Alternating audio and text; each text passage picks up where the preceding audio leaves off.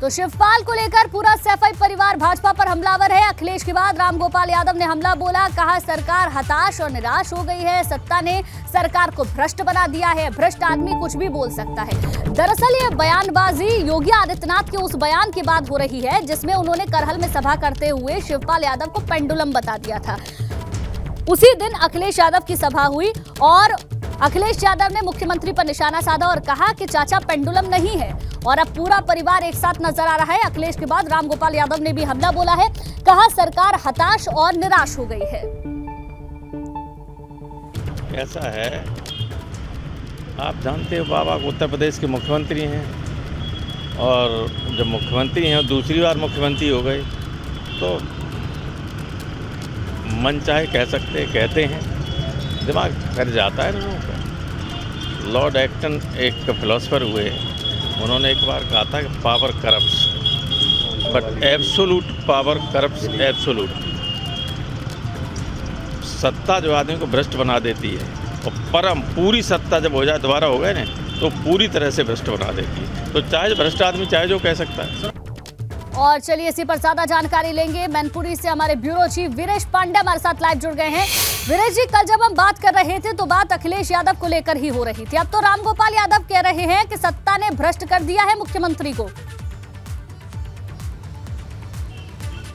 अमूमन प्रोफेसर रामगोपाल यादव इस तरह की तल्ख भाषा का प्रयोग नहीं करते हैं, लेकिन कहा जाता है ना कि योगी आदित्यनाथ कश्मीर से लेकर कन्याकुमारी तक भारतीय जनता पार्टी के स्टार प्रचारक हैं और स्टार प्रचारक के नाते जब जिस मैदान में वो कूदते हैं जो चुनाव का माहौल है वो गर्म हो जाता है। गर्म कैसे हो जाता है? वाक युद्ध के जरिए, उनके भाषण के जरिए। जैसा पेंडुलम और बातें कहा है योगी आदित्यनाथ ने और कहा है कि ये फीफा के फुटबॉल है शिवपाल चाचा, उसके बाद से मैनपुरी का चुनाव, रामपुर का चुनाव, खतौली का चुनाव और खासकर सैफई परिवार में हड़कंप मच गया है और बयानबाजी लगातार आ रही है।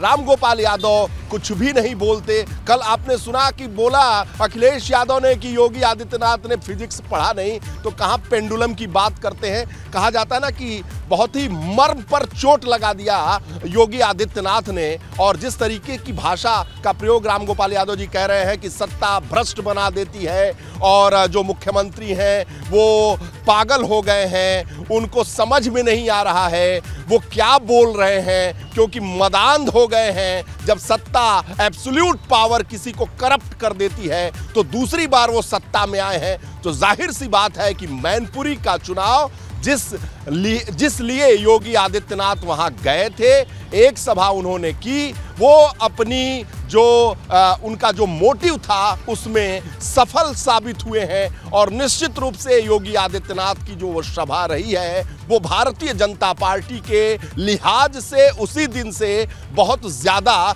गर्माहट पैदा कर दी है मैनपुरी के चुनाव में, पक्ष और विपक्ष को लेकर। और यही वजह है कि अखिलेश यादव ने समाजवादी पार्टी के सभी अपने जिलाध्यक्षों, विधायकों और सांसदों को और पार्टी के बड़े पदाधिकारियों की पूरी ताकत झोंक दी है मैनपुरी में डिंपल यादव के चुनाव प्रचार में। और चुनाव प्रचार को किसी तरीके से जीत लेना चाहते हैं अखिलेश यादव, क्योंकि प्रतिष्ठा और सम्मान की बात है और साथ ही साथ संवेदना है, इमोशन है।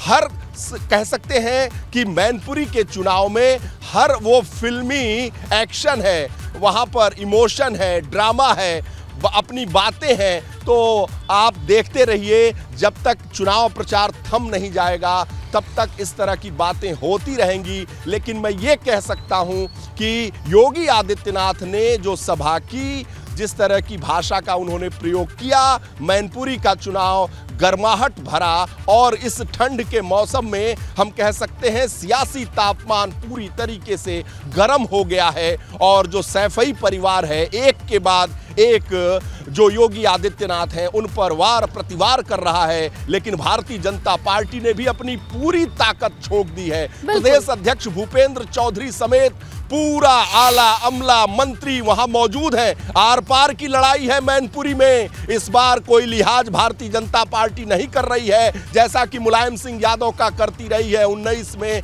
चाहे 14 हो, कोई भी चुनाव रहा हो। मैनपुरी में आर पार की लड़ाई समाजवादी पार्टी के लिए ये विरासत का चुनाव है और भारतीय जनता पार्टी इस बात को समझ चुकी है कि अब अगर उन्हें जीत दर्ज करनी है तो एड़ी चोटी का जोर लगाना होगा, और वही भारतीय जनता पार्टी वहां पर कर भी रही है। बहुत बहुत शुक्रिया पूरी जानकारी के लिए वीरेश जी आप।